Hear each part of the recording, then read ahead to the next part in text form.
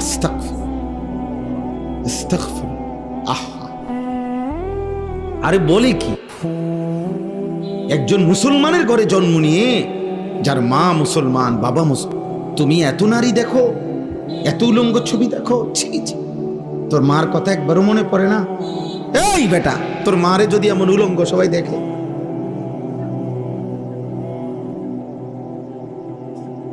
তোর মারে যদি দেখে মানুষ নর্তকীর মতো নাচে,